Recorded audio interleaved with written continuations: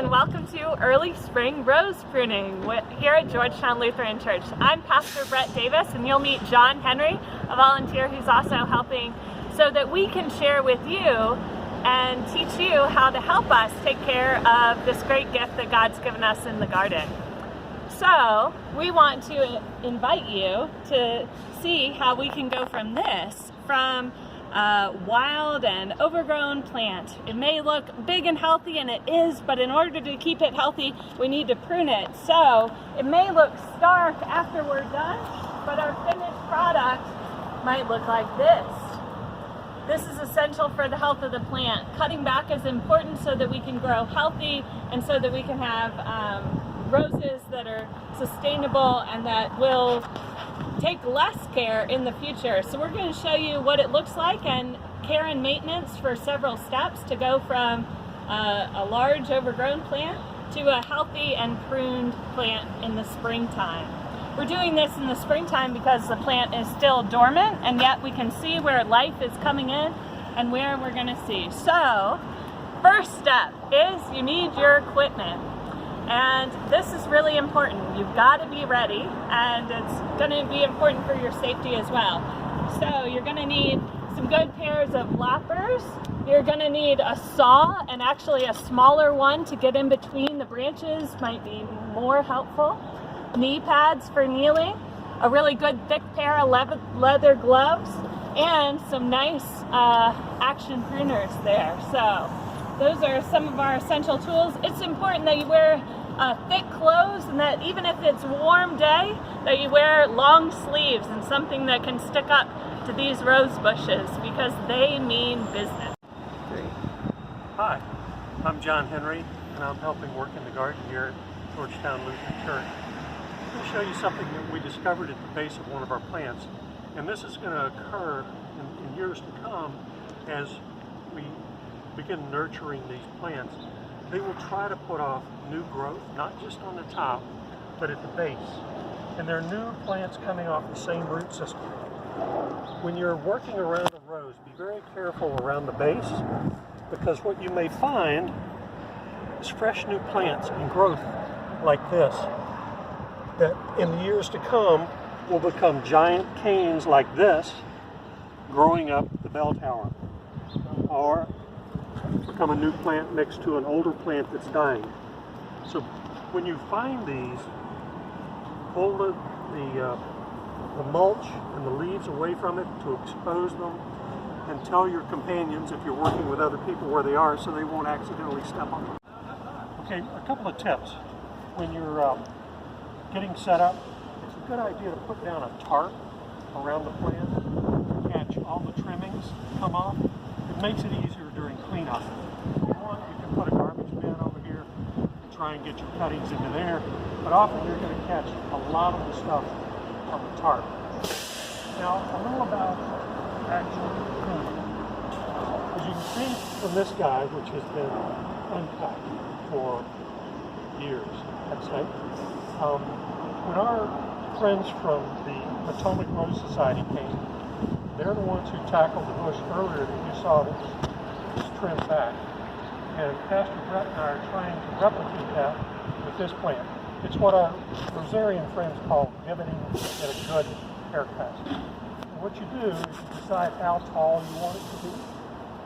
And we're shooting for about mid-thigh. If you go lower, it leaves fewer eye buds where the new growth comes out, and the stalks your stems will grow taller before you get a rose. If you need more eye buds, then you get more stalks and more blossoms. Now, let's talk a minute about priorities when it comes to trimming. What you want to do is get rid of deadwood, which is what we have tried to do here. Stuff that is old and gnarly and is not producing anything. This is flat out dead. Sometimes it'll even snap off. You want to remove that. You want to remove stuff like this, which is dead. We'll cut this because it's dead. And then we'll probably cut one of this branch here, or maybe go back and cut this one because they're overlapping. You want to get rid of all overlapping wood because they can damage each other. when the wind blows.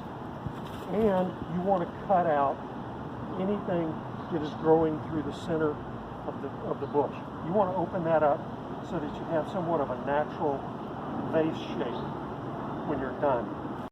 Now, as our rosarian friends at the Potomac Rose Society put it, as a general rule of thumb, you want to remove any thin, weak growth. And they said, as a guide, if it's smaller than a pencil, take it out.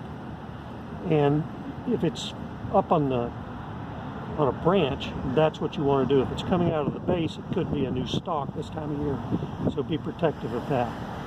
But this is an example of something you'd want to trim off, just because even though it shows promise out here, they're not going to be good flowers.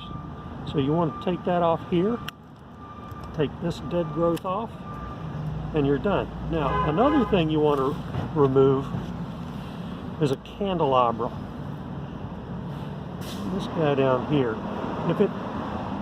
Something like this is, besides this being damaged, these kind of joints are not good. So what you want to do is cut it back here and hope this gives you good growth. Now in a minute, we're going to have to decide which of these branches to keep because they're overlapping. Now, if you come here, let me show you where we're supposed to make the cut. Remember, we want the growth to go out from the plant, not into the plant. So you look for a promising eye bud like this. This used to be one. There's one over here. This is an eye bud here. And what you want to do is you want to cut, I'll use this as the example, about 1/4 of an inch below the eye bud, and you want to cut it so the slope goes away from the bud, like this. The thinking there is that when rainwater hits this, you want it going off over here where it's not going to do any harm and not go into the eye bud, which that's a bad example. I think we'll go down here and do this guy.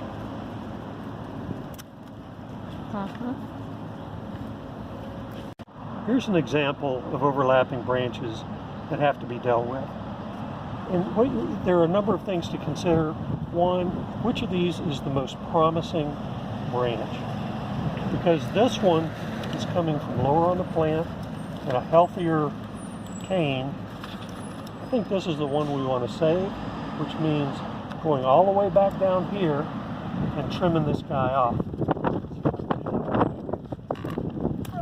There we go. The rose is going to appreciate that. Less chance of any damage next time we have a stiffer wind than this. During the season, this would be at the base of a rose bloom. And when the petals fall off, it leaves behind what's called a rose hip. Until first frost, these should be cut off because they send a signal to the plant that says time to go dormant. The time to leave these is after first frost, when all the petals are falling off. Leave these on all the plants, and it helps the plant determine it's time to shut down for the winter. And then in the spring, it's one of the first things to go because they're always out at the tip of the branches. Most of the roses in GLC's garden will bloom, rest, and then bloom again in a given season.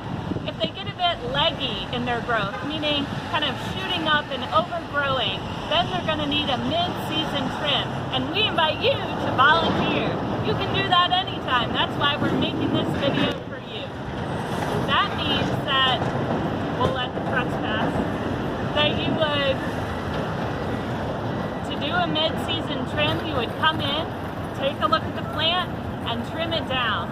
Deadheading is also helpful, which means that when you see that the roses start to fade and turn brown and dry, then you can come in and if they're really dry, just with your hands or with pruners, pop those deadheads off. That can help stimulate new growth and new bloom clusters for the next turn. That can be done every single time that the blooms start to fade and will help a healthy plant.